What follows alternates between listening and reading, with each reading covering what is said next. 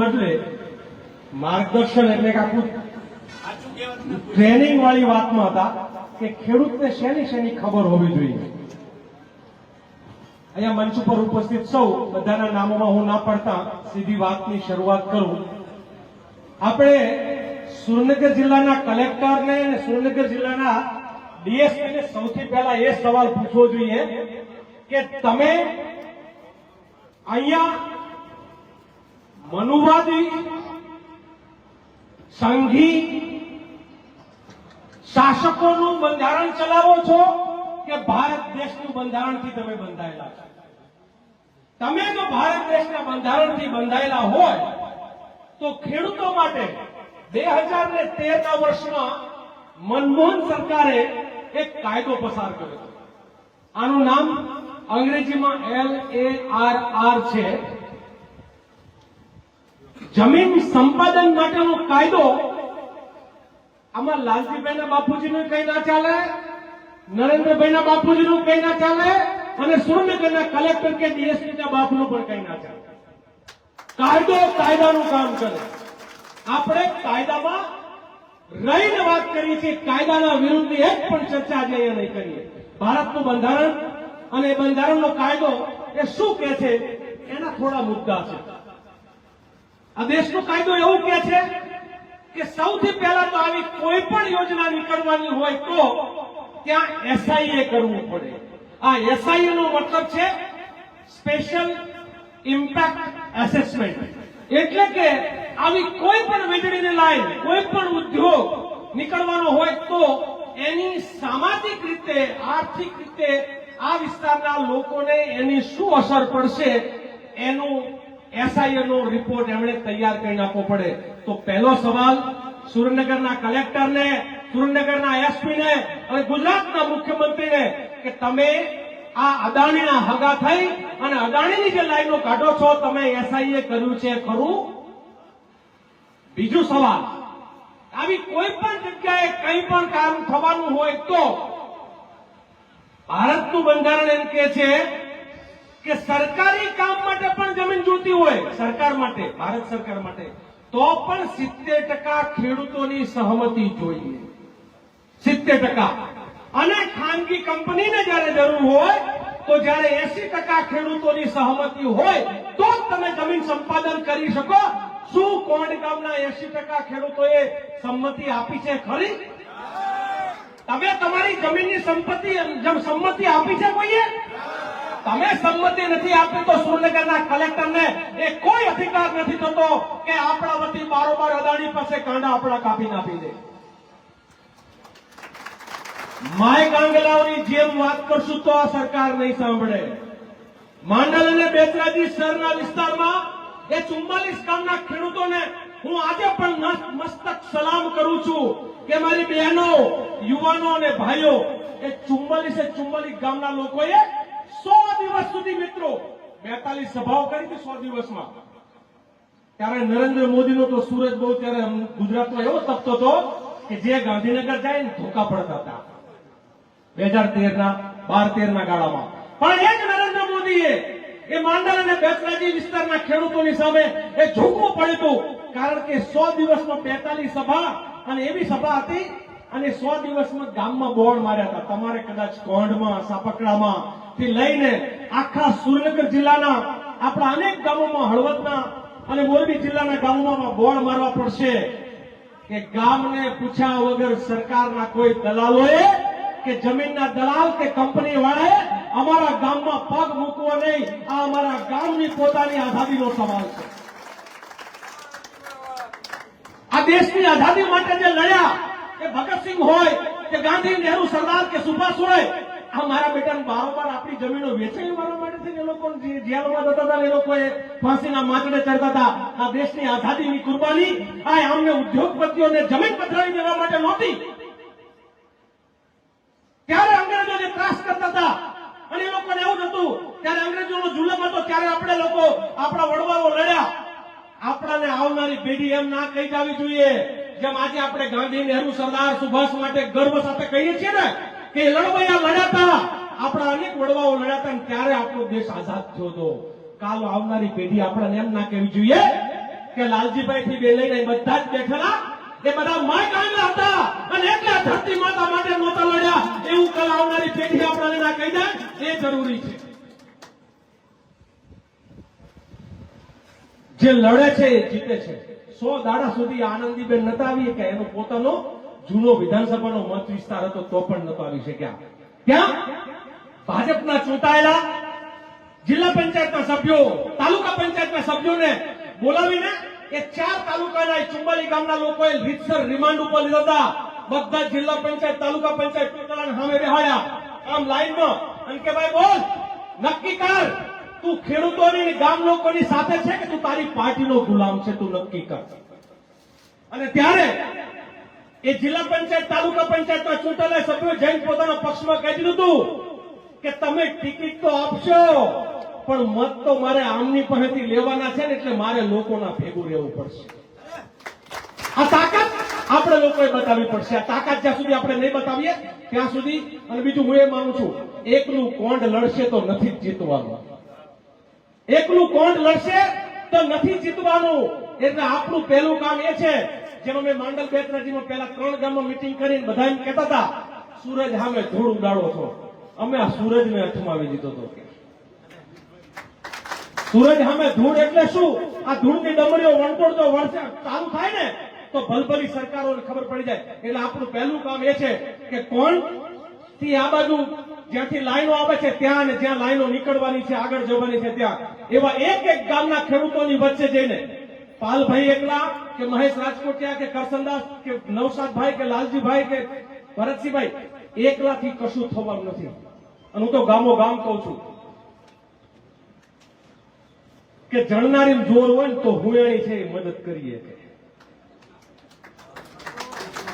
જણનારીનો જોર હોય તો અમે દાયર તરીકે હુંયાણી તરીકેનો રોલ કરવા તૈયાર છે. તમે હવે અમને કહો તમે જ જણો બરોબર અમે ઘરે હુઈ રહીએ તમે ખાટલાની પાંગતો તોડો અમે લડીએ તો એ લડાઈ જીતી જ ના શકે. સરકાર અમને જ પકડે જેમ કે આ 5 ને પતાવી દો એટલે વાત પૂરી થઈ જાય.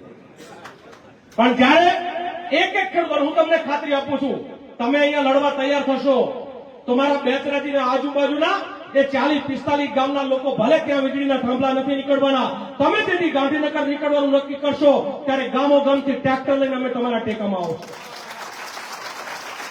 અને માત્ર અમે નહીં હમણાં જ કિસાન સંઘર્ષ સમિતિના ખેડૂતોના આગેવાનો મળ્યા હતા.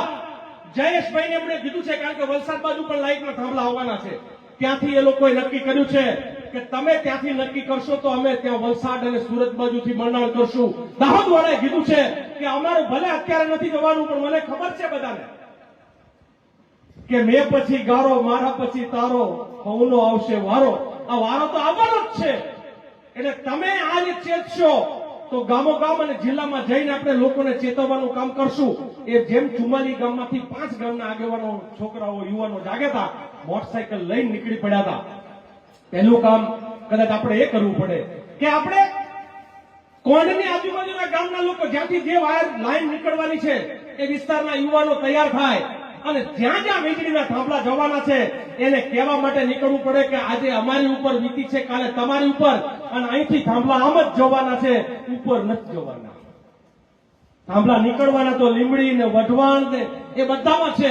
એટલે દિનેશભાઈ નવસાદભાઈ અમારી પણ જવાબદારી થાય અમે તમારી સાથે ખભો ખભો મિલાવીને જે તાલુકાના બીજા આગેવાનો છે એને તૈયાર કરશું. આ સરકાર કોઈ એકલ દોકલને નહીં ગાંઠે. એ 44 ગામ ભેગા થયા ને અને 44 ગામે એવું નક્કી કર્યું હતું કે જ્યાં સુધી જીતશું નહીં ત્યાં સુધી વાવણીઓ નહીં જોડી. આખા ગામ જતા હતા ત્યારે તો 44 ગામ આખા ઉદ્યોગ આવવાના હતા અને લોકો લડ્યા. 15મી ઓગસ્ટે ઝંડો ફરકાવતા પહેલા એ માંડલ બેચરાજીના લોકોએ કીધું હતું કે નરેન્દ્રભાઈ 15મી ઓગસ્ટ સવારે 9:15 વાગ્યાનો ટાઈમ આ 9:15 વાગ્યા પહેલા જો માંડલ બેચરાજી સર રદ ના કર્યું તો માંડલ બેચરાજીના 44 ગામના લોકો ટ્રેક્ટરો ભરીને અમે ગાંધીનગરને ઘેરો ગાળશું. આ તાકાત બતાવી હતી 14મી ઓગસ્ટે ત્યાં સર રદ થઈ ગયું. મિત્રો આ તાકાત જોઈએ. 1000 ટ્રેક્ટર લઈને પહેલા જઈ આવ્યા હતા કે અત્યારે 1000 લઈને આવ્યા છીએ અને અત્યારે હવે નહીં માનો તો 15મી ઓગસ્ટે તમે ગણી નહીં શકો એટલા ટ્રેક્ટરો લઈને આવશો. એટલે ખેડૂતોએ તાકાત બતાવવી પડશે તમારામાંથી. પણ આવું જયારે કોઈ આંદોલન કરશો ને એટલે સૌથી પહેલા આંદોલનનો ખતરો તમને કહું આમાં અમુક દરબાર હશે, અમુક દલિત હશે, અમુક પાટીદાર હશે, ગામો ગામમાં છે ને કોઈક માલધારી હશે, કોઈક કોળી હશે. એટલે કોળી નેતા પેલો આવીને એમ કે છે, આપણે કોળી નેતા મરી ગયા છે તો ફલાણો નેતા બન્યો. પાટીદારમાંથી કોકને મોકલે છે, તમારા પાટીદારમાં કોઈ એવો નેતા જ નથી જણો કે તમારા પાલભાઈને અહીંયા બોલાવવો પડે. લાલજીભાઈ, એટલે આપણે એક આંદોલનનો નિયમ રાખવાનો, ગાય વાળે ગોવા, ગાય વાળે એ ગોવા.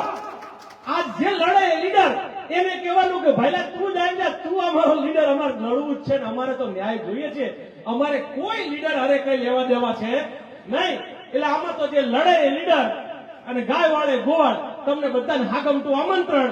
કે પછી વરબોરા ભાઈ હોય કે પછી સંસદ સભ્ય, કોણ જાણું નામે નથી આવડતું, ભાજપ વાળાને નથી આવડતું. આમાં શું થાય, આજકાલના મુખ્યમંત્રી જેવું છે, 4-5 રાજ્યો મુખ્યમંત્રી નામ પ્રજા નથી આવડતા, કારણ કે મારા બેટા કઠપુતળીઓ બેહાડેલી છે.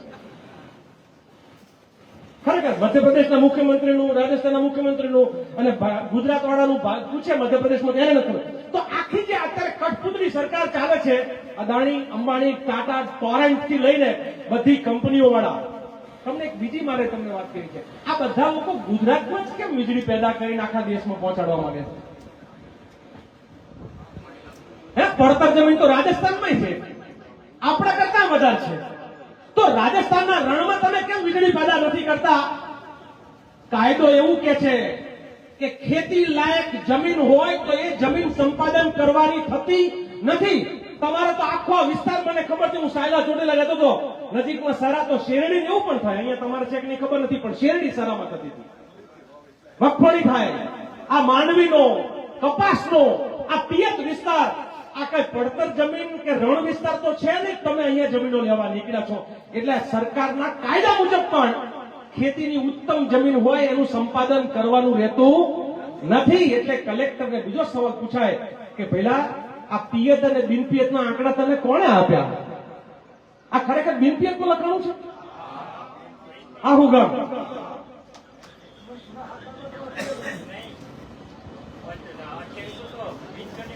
2820 કનેક્શન છે, તો કે એના અમે શું પંખા ફેરવવા રાખ્યું છે? અરે ખોકે તો એટલે આમ થોડીક તો કે બુદ્ધિનો ઉપયોગ કરો. આ કાયદો જ એવું કે છે, આ કાયદા મુજબ કોઈ રીતે વીજ લાઈન નાખવાની ના થાય. વીજ લાઈન તમને જનસુનવાઈનો એક નિયમ છે કે આવી જમીન સંપાદન કરતા પહેલા ગામ આખું ભેગું કરવું પડે, જાહેરમાં નોટિસ લગાવવી પડે, ઢોલ નગારા વગાડીને કહેવું પડે કે ભાઈ આવી રીતે જમીન સંપાદન. આ બધું જનસુનવાઈ થઈ છે ખરી? નથી જનસુનવાઈ. કાગળિયા ઉપર કેવી થાય તો અમને ખબર છે.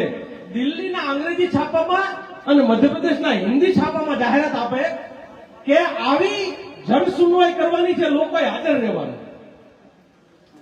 તમે અંગ્રેજીમાં દિલ્હીનું છાપું વાંચવા જવાના, મધ્યપ્રદેશનું હિન્દી છાપું વાંચવા જવાના, પછી એની કોપી હોય થોડી ઘણી ખાનગીમાં લગાવે. આ એમના નાટક છે. પણ આમાં એવું છે, આ નાટકોની ચર્ચાઓ કરવાથી પતવાનું નથી. એક સાથે સામૂહિક લડાઈ જ્યાં સુધી આપણે નહીં લડીએ ત્યાં સુધી આપણું આ લડત જે છે એનું પરિણામ નહીં મળે. એકલા લડવાનું શક્ય નથી. આમાં ખેડૂતોને ચેતવવાય છે. હું માલધારી છું, અમારે હું ગાયો રાખું છું, ખેતી બી કરું. 3 વર્ષે આખલો બદલી નાખીએ છીએ. ખરેખર તમારી તકલીફ ને મારી તમારી તકલીફ એ છે કે આપણે એના આખલા રાખ્યા. આ આખલા બદલવા જ પડે, ને તો બીજવારો બગડે. એટલે સારી બીજી વાસળીઓ ના થાય, સારા વાસડા ના થાય. આ બાખલાઓ બદલવાની જરૂર છે. ખેડૂતના દીકરાને વર્ષે પાક બદલવાની ખબર પડે. આપણે 30 વર્ષથી એકનો એક મંડાણા છીએ. એડાવો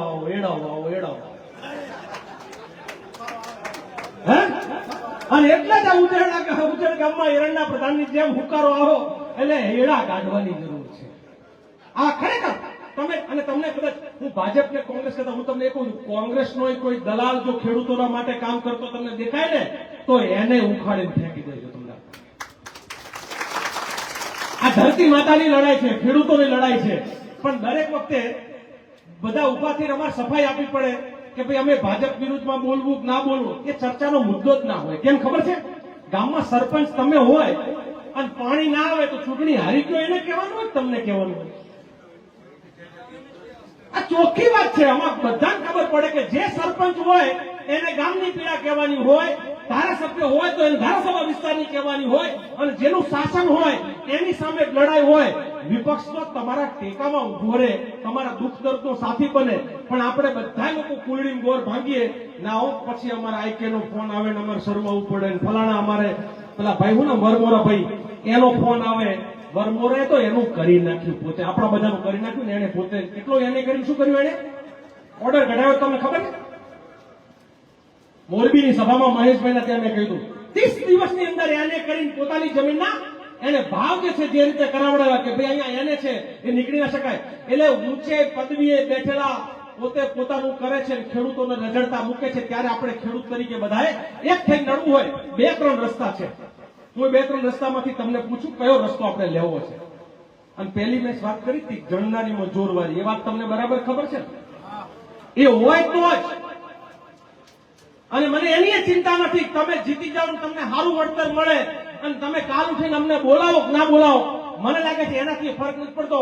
ગાંધી, નહેરુ, સરદાર જયારે લડ્યા ત્યારે પ્રધાનમંત્રી બનવા કે ધારાસભ્ય સંસદ સભ્ય બનવા માટે નહોતા લડ્યા, આ દેશની આઝાદી માટે લોકો લડ્યા હતા. એમ અમે ખેડૂતો માટે લડવા માટે આવ્યા છીએ.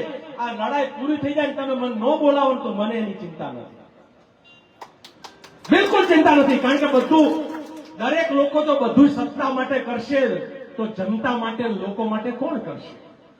એ તો અંદરથી હું જ આવે, અંદરથી ખબર પડે કે બધી બાજુ લૂંટાય છે અને ત્યારે પોતે નક્કી કરે. અમે કહીએ તમે નક્કી કરો એનાથી કોઈ ફેર પડવાનો નથી. આ તો અંદરનો માયલો જાગે તેથી તમારે આ કામ કરવાનું કે એડા કાઢવા પડે, આખલા બદલવા પડે. એ તમને જયારે સમજણ પડે તેથી બદલજો. અત્યારે તો બદલવાનો ટાઈમ નથી. ચૂંટણી અત્યારે છે નહીં. અત્યારે તો આપણી જમીન જાય છે. આ જયારે જમીન જાય છે ત્યારે તો મારું પહેલું સૂચન, જેટલું આખી લાઈન છે હળવદ બાજુથી જે આવે અને આમ વાંકાનેરથી એક લાઈન બીજી આમ બારોબાર કદાચ જતી છે, એ પણ હળવદ હાપકડા થઈને બધું છૂટું પડે ને પાછું. 18 નવસાદ સારું તું યાદ કરે 18 અત્યાર સુધી કહેતા હતા. હવે હું 22 કહું છું.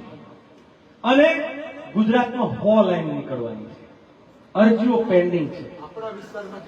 18 ગુજરાત આખાનું 18 તો આપણે ખાલી આપણા જિલ્લો હોહરો કાપીને નીકળવાની છે. આ ખાલી જિલ્લો નહીં, ખેડૂતોના કાળજા સમાન ખેતરોની વચ્ચે એના કાળજા ઉપર ઘા કરવાની છે. એવી 18 લાઈનો તો આપણા જિલ્લામાંથી નીકળવાની છે. અને ધાંગધ્રા, લખતર, લીંબડી અને વઢવાણ આ 4 તાલુકા વધારે ભોગવવાનો. પાટડી થોડું એમાં પણ આંટો મારવાનું છે. અને એની પેલા મોરબી આખું મીઠીને આવવાનું છે. લીંબડી બાજુ પણ જવાનું. હા, લીંબડી છે અહીંયાથી તારાપુર બાજુ. આ લડાઈ જે છે એટલે પહેલું કામ આપણે જ્યાં લાઈન નીકળે છે નજીકના જે લોકો છે એ બધા લોકો એક વખત જ્યાં જ્યાં લાઈન નીકળવાની છે એ ગામોમાં એક વખત રાત્રિ સભા કરવા માટે 10, 15, 20, 25 યુવાનો વડીલો જવાબદારી લે. આ જવાબદારી લેશો તો બધા ગામો ગામ લાગશે. મારો અનુભવ એવું કે છે પહેલી વખત જયારે અમે વાત કરવા ઉભા થયા, સર આવતું હતું 50,000 હેક્ટર જમીન જવાની હતી. હા, મેં નાવિયાણી ગામમાં મેં ઘણી વખત કહ્યું છે નૌશાદભાઈ, અમે સ્ટેજ ઉપર હતા 9 જણા, સામે ભાષણ સાંભળનાર હતા 8 જણા. અને તોય અમે નક્કી કર્યું હતું કે લડવું જ છે. 8 જ જણા હતા સામે. અને મેં ત્યારે કહેવત કીધી કે નાવિયાણીમાં 9 જણા, દાંડિયા રમે 3 જણા, અને તોય અમે કહેતા પોરા ફરો ભાઈ, પોરા ફરો. પણ લડવું છે એવું નક્કી કર્યું. 8 હતા.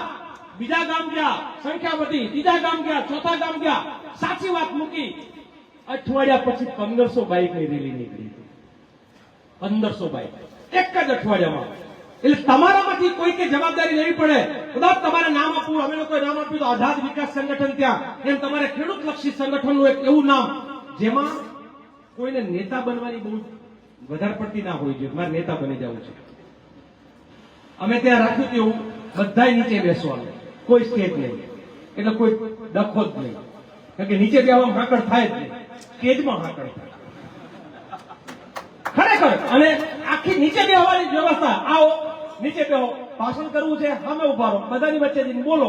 દરેકને બોલવાનો હક, બધાએ નીચે બેસવાનું, કોઈ સ્ટેજ નહીં. આવો એક કરીને તમે જોરદાર તમારી આખી આ વિસ્તારના ગામો ગામમાં એક રેલી સ્વરૂપે બાઇક લઈને નીકળવાનું નક્કી કરો તો બાઇક લઈ પણ આખો એક વિસ્તારને ગમરોડી લો. એક વખત સુરેન્દ્રનગર જવું જોઈએ. હજુ વાર છે, હજુ દિવસમાં તાત્કાલિક આ ઝડપી, કારણ કે આમાં અમારે માંડલ બેતરાજી અમારી પાસે હતો 100 દાડાનો ટાઈમ, તમારી પાસે 100 દિન ટાઈમ નથી, તમારે ટાઈમ નથી, કારણ કે એને રાક્ષસી વૃત્તિથી ચાલુ કરી દીધું છે કામ, એટલે ટાઈમ નથી. 2 કે 3 દિવસમાં કદાચ શક્ય હોય તો પહેલા સુરેન્દ્રનગર જે નક્કી કરો, તમારે નક્કી કરવાનું છે, પણ પછી 10 થી 15 જૂનની વચ્ચે આખા ગુજરાતના લોકો એ ગાંધીનગર તરફ કૂચ કરવાનો પ્લાન કરીએ, અને મને લાગે છે તો જ સરકારને ખબર પડે કે હવે રેલો છે પગ નીચે આવે છે, તો જ એ રોકાશે. આ કોઈ કાયદાના બંધાયેલા કાયદાને ઘોળીને પી જાય છે. સરકારને એક જ વાતની બીક લાગે. શેની બીક લાગે? શેની બીક લાગે? કે જનતા જો ભડકી, જનતા જો વિફરી, અને એમાં જો ખેડૂત વિફર્યો તો એ કોઈના બાપનો નહીં, અને સરકારો બદલી શકે ને તો એ ગુજરાતના ખેડૂતો જ બદલી શકે, કોઈ નહીં. આ બીક સરકારને બરાબર છે, અને માટે તમારે નક્કી કરવું પડે કે 10 થી 15, મારે તમને પૂછવું છે 3 વસ્તુનું. આપણે સુરેન્દ્રનગર જવાનો કાર્યક્રમ નક્કી થાય, અમે ગમે ત્યાં હશું, 300-400 કિલોમીટર તો અમે દોડીને પહોંચવા તૈયાર છીએ. તમે આવવા તૈયાર છો ખરા? પાકું? કેટલા દિવસમાં સુરેન્દ્રનગર જવાનું આયોજન કરવું જોઈએ? શું તમારું કહેવાનું છે? અત્યારે નક્કી કરો. કાલ આજુબાજુના ગામને કેવડાવવું હોય તો કાલનો દી જવા દો, કમની રાખો. હા, પરમદી શુક્રવારે, ભાઈ શુક્રવારે સુરેન્દ્રનગર જવાનું થાય તો બધા તૈયાર? શુક્રવારે સુરેન્દ્રનગર જવાનું થાય તો બધા તૈયાર? તો પહેલું કામ, શુક્રવારે સુરેન્દ્રનગર જઈને એક ચેતવણી, અને પછી આખા ગુજરાતના ખેડૂત આંદોલનો ભેગા થઈને જે નક્કી કરે. મહેશભાઈ રાજકોટીએ કીધું કે લોકો ટંકારા મોરબી બાજુથી 200 ટ્રેક્ટર લઈને નીકળવાના દૂરથી. મેં મારા વિસ્તારની જવાબદારી લીધી છે, 500 ટ્રેક્ટર લઈને. નેહુલભાઈ તે દિવસે હતા. હું બેતરાજીના વિસ્તારમાંથી 500 ટ્રેક્ટર લઈને આંદોલનના સપોર્ટમાં તમારા માટે જોડાવા તૈયાર છું. તમે કેટલા લઈને જોડાવાને તમારે નક્કી કરવાનું. તમને માંડલ અને બેતરાજીના લોકોમાંથી શીખવા જેવું છે. દાલોદ, વણોદ ગામ, કુણપુર ગામ, એ ગામના ખેડૂતો એવું નક્કી કર્યું હતું કે મારી જમીન જાય કે ના જાય, પણ આ ખેડૂતો માટે, મારા ગામ માટે મારે સાથ આપવો છે. એટલે લોકોએ નક્કી કર્યું કે ગામમાં એક ટ્રેક્ટર ઘરે નહીં રહે, એથી ગામના જેટલા ટ્રેક્ટર છે ટ્રેક્ટર લઈને નીકળી પડશું. સરકારની હવા નીકળી જાય એની જવાબદારી મારે. આ સરકારને ઝુકાવી શકાય, અને કોઈ ઝુકાવે તો ખેડૂતો. એટલે 10 થી 15 તારીખની વચ્ચે કદાચ એક નક્કી તારીખ આવે, 11 આવે, 12 આવે, 13 આવે, આવી તારીખ આવે તો ખરેખર દિલ્હી સુધી, આપણે અહીંયા ગાંધીનગર સુધી આવવાની કેટલા લોકોની તૈયારી છે બધાની? Very good. દાહોદ વાળાએ તૈયારી કરી લીધી છે, વલસાડ વાળાએ કરી છે, મોરબી વાળાએ કરી છે, બેતરાજી વાળાએ કરી છે, બનાસકાંઠા વાળાએ કરી છે, દ્વારકા વાળાએ ટ્રેક્ટર ત્યાંથી લઈને આવવાની તૈયારી કરી છે. તો પછી આપણે કોંઢથી ગાંધીનગર બહુ દૂર નથી. કેટલા કિલોમીટર થાય? હવા હો 150 કિલોમીટર દૂર નથી. પંજાબના ખેડૂતો 700 શહીદ થયા, 12 મહિના દિલ્હીના દરવાજે, ચારે બાજુ ઘેરો. આપણે તો સલામ એ લોકોને આપવી પડે કે એ લોકો લડ્યા ત્યારે આપણી જમીનના અમે આપણા એ લૂંટારાઓના કાયદા રદ થયા. આપણે 365 દિન લડવાનું, એક જ વખતે એવો ઝટકો આપવાનો સીધો 400 વોલ્ટનો. આ 765 કેવી, કેટલા કે 66 700, આ 765 નો ડાયરેક્ટ ઝટકો એ તે દિવસે ત્યાં જઈને આપી દઈએ. આપ સૌનો આભાર માનતા એટલે કહું કે આ ધરતી છે ને એના માટેનું સૂત્ર છે, અને હું સોગંદ કહું છું કે આ માંડલ બેતરાજીમાંથી મળ્યું હતું. ધરતી સે ક્યા નાતા હૈ, બરાબર? આ નારો જેટલો જોરથી તમારો અવાજ ઉપરથી મને ખબર પડશે. અને હું ઘણી વખત એમ કહું, અમારા વિસ્તારનું પાણી છે મોળું, પેલું ખારું છે. પાટડીથી આગળ જાવ ને થોડું પાણી ખારું. એટલે હું સરકારને ચેતવતો હતો કે લડીએ કે મોરા પાણી વાળા મોરા પડી જાય. એટલે આપણું પાણી લગરી કે મોરું નથી, કડક લાકડા જેવું છે. આ વાત કહેવી પડશે, અને આપણે જે તારીખ નક્કી થાય ત્યારે ત્યાં જશું. અને એટલા માટે ધરતી સે ક્યા નાતા હૈ, અવાજ જોરનો હોય તો જ હમણાં બધાનો એક હારે. આમાં કઈ પાપ લાગે